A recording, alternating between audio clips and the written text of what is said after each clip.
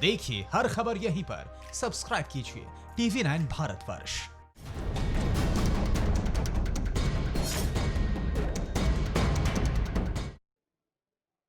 Super prime time में आपका स्वागत है। आपके साथ मैं हूं सुमेरा खान।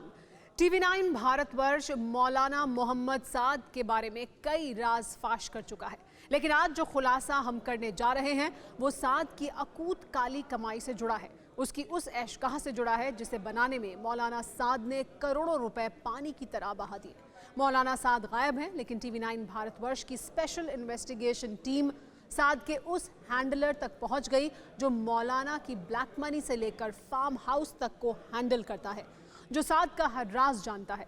तो आइए दिखाते हैं दिल्ली से लेकर उत्तर प्रदेश तक कैसे एक्सपोज हुआ मौलाना साद।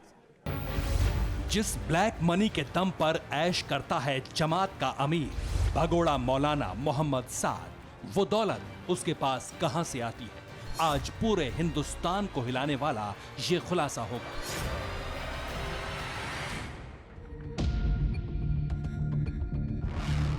TV9 भारतवर्ष आज पर्दाफाश करेगा कि अपने फार्म हाउस पर 2-2 हजार के नोट हाथों में लेकर क्यों घूमता है मौलाना, कौन करता है उसे नोटों की सप्लाई। वो हमने बनाया था कानला मिल का। अच्छा, आपने बनाया था? हाँ, वो हमने बनाया था। बहुत अच्छा बना हुआ है। हाँ, लेटेस्ट देखने चाहते हैं हम नोडल फार्म हाउस से देखिए। खुफिया कैमरे में कैद साद का हैंडलर क्या क्या हैंडल करता है, कैसे साद के लिए साए की तरह काम करता है, वो कैसे पुलिस को चकमा देता है, सब कुछ आप देखेंगे बस अगले चंद मिनटों में। इनसे ये बोले कि हमारा फार्म हाउस डेवलप करवाओ, तो ये कानला वाले फिर इनसे मुलाकात हुई, जो कि इनके जो मरकज अभी हुआ इंशाल्लाह के बाद में वही मेरी मीटिंग हुई जो साद भी चल रहा है। मेरी इनसे पेशेंट में मुलाकात हुई है, इनके वो जो देखने वाले थे उनसे मुलाकात। सलीम, हाँ सलीम देखते थे। नहीं, सलीम तो कानला में देखते थे, बाकी यहाँ जो दिल्ली जो टीम थी उनसे मेरी मुलाकात थी। TV9 भारतवर्ष के अंडरकवर एजेंट साद की ऐशगाह के उस इंजीनियर तक भी अपने खुफिया कैमरे के साथ पहुंचे जिसे साद ने 1.5 करोड़ रुपए कैश में दिए। वो कैश कहां से आया आपको पता चलेगा।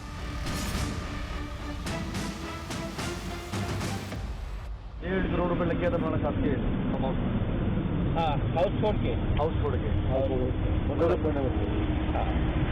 वो सारा 1.5 करोड़ काम आप ही नहीं किया था? हाँ, बाकी देगा मुझे। हाँ,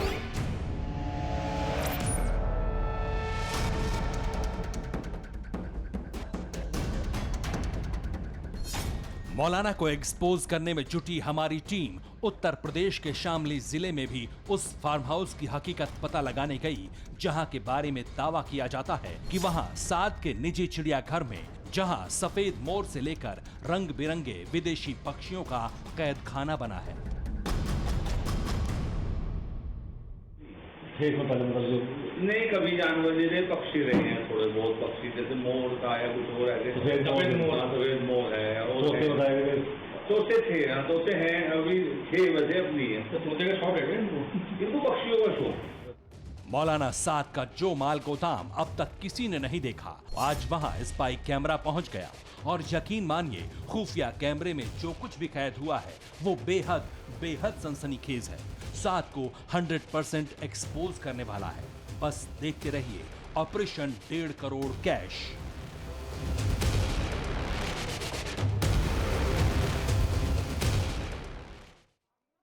जी हां, ऑपरेशन 1.5 करोड़ कैश। मौलाना साद के एम्पायर में जब TV9 भारतवर्ष का खुफिया कैमरा घुसा तो एक से एक चौंकाने वाले खुलासे बाहर निकले। मौलाना साद के फार्म हाउस से ब्लैक मनी का दफन राज आज आपके सामने होगा। मौलाना की ऐशगाह का इंजीनियर आज खुद बताएगा कि साद ने अपना ड्रीम फार्म हाउस कितने करोड़ में बनाया और साद के इस फार्म हाउस में रुपया गिनने की मशीन क्यों लगी है। साद के हर नौकर के पास 2-2 हजार के नोट लेकर कहां से आते हैं लोग। देखिए ये चौंकाने वाला खुलासा। ऑपरेशन 1.5 करोड़ कैश के जरिए मौलाना साद की ब्लैक मनी वाली तिजोरी का ताला आज हम खोलेंगे, बताएंगे उसमें कहां से आता है इतना मोटा पैसा और ऑपरेशन 1.5 करोड़ कैश का मकसद क्या है। लेकिन इस सनसनीखेज सच तक पहुंचने के लिए हमें मुकम्मल पड़ताल करनी थी और उसके लिए इंडियाज मोस्ट वांटेड मौलाना साद की क्राइम कुंडली खंगालने वाली हमारी स्पेशल इन्वेस्टिगेशन टीम को उस एक कड़ी की तलाश थी जो हमें मौलाना साद तक पहुंचा सके या उसके हैंडलर तक।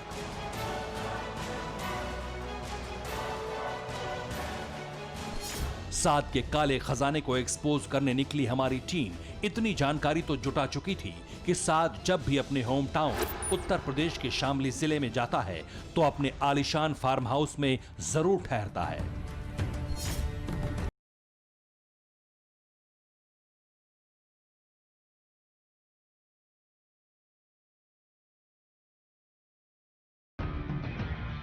दूसरी अहम जानकारी यह मिली थी कि साद अपने फार्म हाउस के केयरटेकर सलीम नाम के एक शख्स पर आंख बंद करके भरोसा करता है और सलीम ही वो शख्स है जिसे मौलाना के कई सीक्रेट्स पता हैं। लिहाजा मौलाना के कैश कांड का सच जानने के लिए सलीम तक पहुंचना बेहद जरूरी था।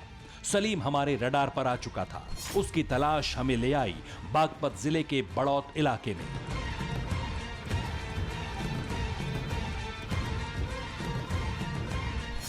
बड़ौत से 5 किलोमीटर दूर एक गांव है बावली। हमें पता चला साद का हैंडलर सलीम यहीं रहता है। थोड़ी देर पूछताछ करने के बाद हम सलीम के घर पर थे और यहां हमारी मुलाकात सलीम के बेटे और भाई से हुई। सुनिए उन्होंने क्या कहा। बेटा सलीम भाई है? सलीम भाई हाँ बेटा सलीम भाई है? सलीम भाई जैसे मौलाना गायब है उसी तरह सलीम भी फरार था। लिहाजा उसकी तलाश में हमारी टीम ने शामली में मौलाना साद के फार्म हाउस का रुख किया कि शायद वो वहां हो।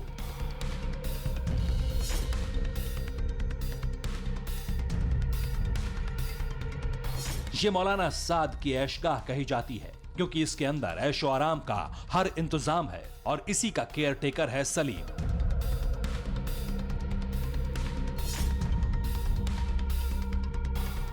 कांधला में मौजूद साद का फार्म हाउस सलीम के घर से करीब 20 किलोमीटर दूर है। फार्म हाउस से सलीम और मौलाना साद का शॉकिंग कनेक्शन बताएं उससे पहले जरा साद के इस फार्म हाउस की वो रंगीनियत देख लीजिए जिसमें मुगलों के शाही रुतबे की झलक मिलती है।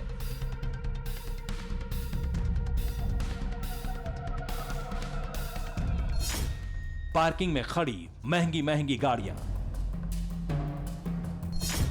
बड़ा और खूबसूरत गार्डन,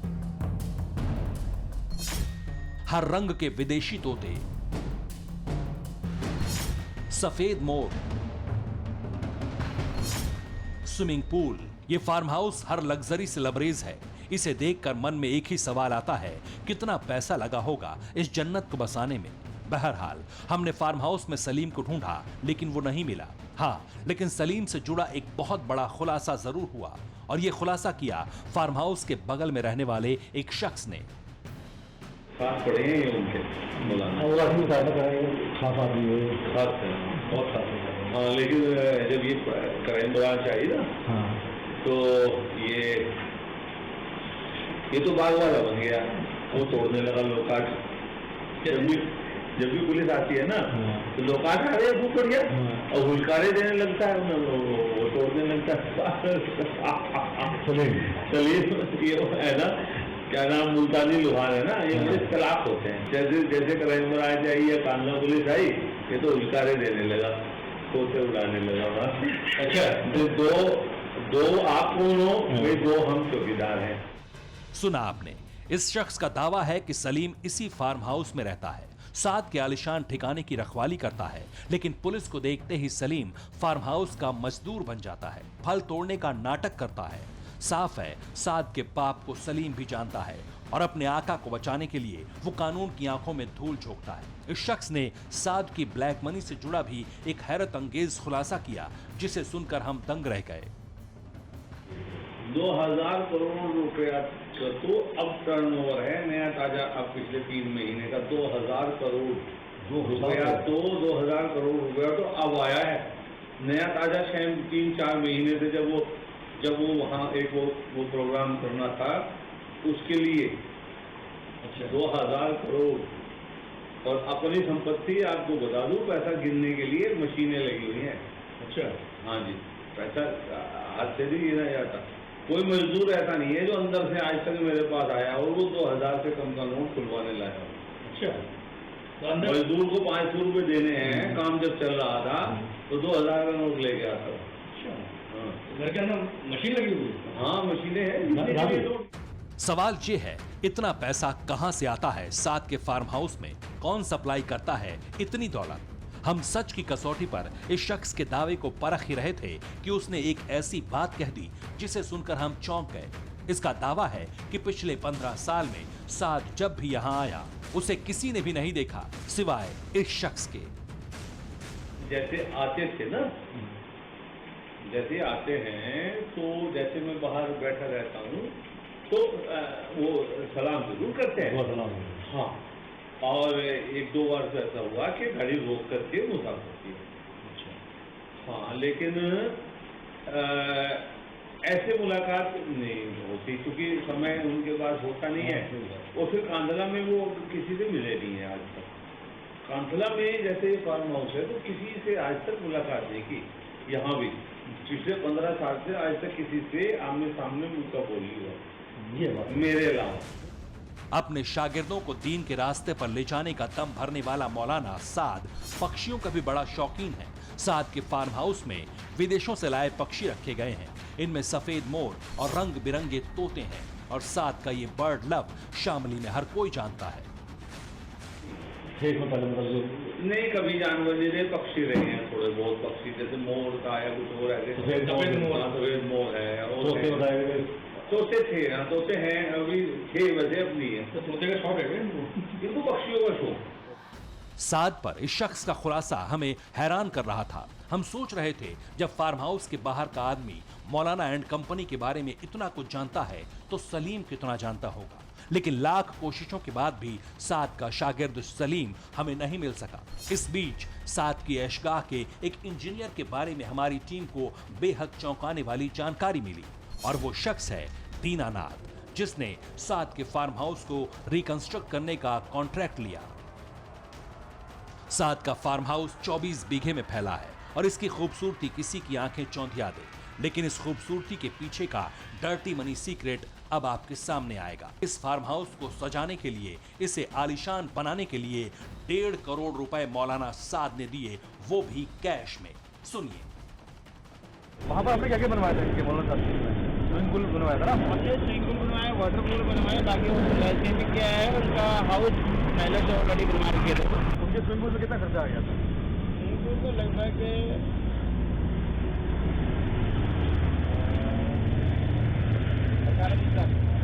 1.5 करोड़ रुपए लग गया था मौलाना साहब के फार्म हाउस में। हाँ, हाउस छोड़ के हाँ, वो सारा 1.5 करोड़ काम आप ही नहीं किया था? हाँ, बाकी दे हम जहाँ।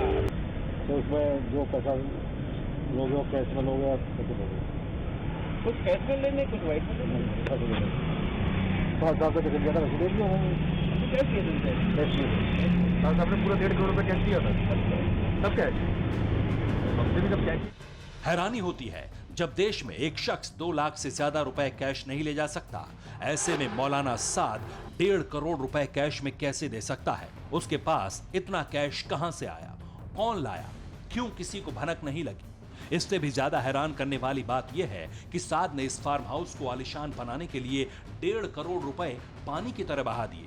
एक बार फिर सुनिए ऑपरेशन 1.5 करोड़ कैश का सबसे सनसनीखेज खुलासा। तो उसमें जो पैसा लोग कैश में लोग कुछ कैश में लेने, कुछ वाइट में लेने। साहब का टिकट दिया था, वैसे दे दिया कैश किए थे? साहब ने पूरा 1.5 करोड़ रुपए कैश दिया था, सब कैश। हमसे भी सब कैश। इस शख्स ने जो खुलासा साद एंड कंपनी की ब्लैक मनी को लेकर किया वो दंग करने वाला था और इस बात का पुख्ता प्रमाण भी कि साद पर हवाला के जरिए पैसे मंगाने के जो आरोप हैं वो कहीं न कहीं सच हैं। ईडी ने साद पर जो शिकंजा कसा वो भी सही है। आपको बता दें कि ईडी यानी एनफोर्समेंट डायरेक्टरेट के राडार पर मौलाना साद और मरकज के 13 बैंक अकाउंट हैं। जिनके बारे में दावा किया जा रहा है कि उन खातों में गल्फ कंट्रीज से करोड़ों रुपए आते हैं और अलग अलग नाम के खातों में होते हुए साद के पास पहुंच जाते हैं। हमारी पड़ताल में यह भी पता चला कि वही ब्लैक मनी लोगों में बांटी जाती है। वही 2-2 हजार के नोट यहां फार्म हाउस पर आते हैं। उसी से साद ने बेहिसाब जायदाद खड़ी कर ली है।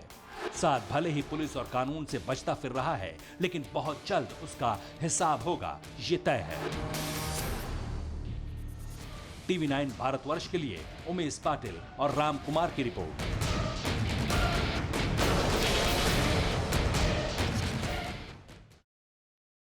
सालों से पड़ा पर्दा अब हटने लगा है। साद का तिलिस्म टूटने लगा है और जमात बांटने लगी है। मौलाना साद के सबसे करीबी राजदारों में से एक मोहम्मद अशरफ का एक ऑडियो वायरल हुआ है, जिसमें अशरफ हताश है, निराश है, परेशान है, क्योंकि जमात में साद को लेकर फूट पड़ चुकी है।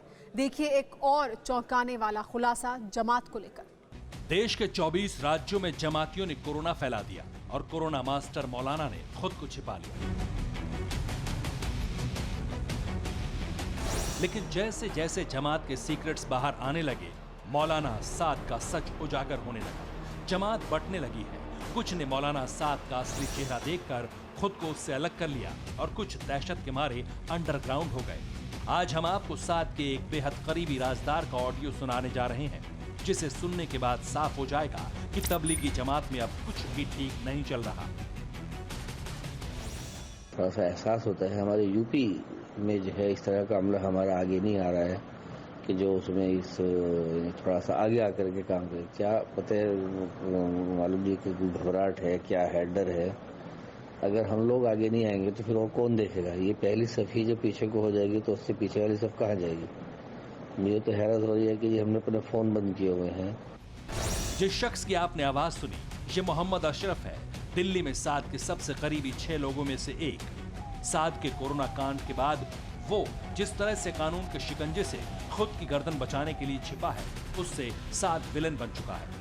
ऊपर से जमातियों ने डॉक्टर्स के साथ जो हिंसा की, अश्लीलता की, उससे बाकी जमाती भी नाराज और डरे हुए हैं और किसी से भी संपर्क नहीं कर रहे। साद की मौलाना गैंग का यही दर्द है, लेकिन बबूल होने के बाद आम की उम्मीद किसी को नहीं करनी चाहिए।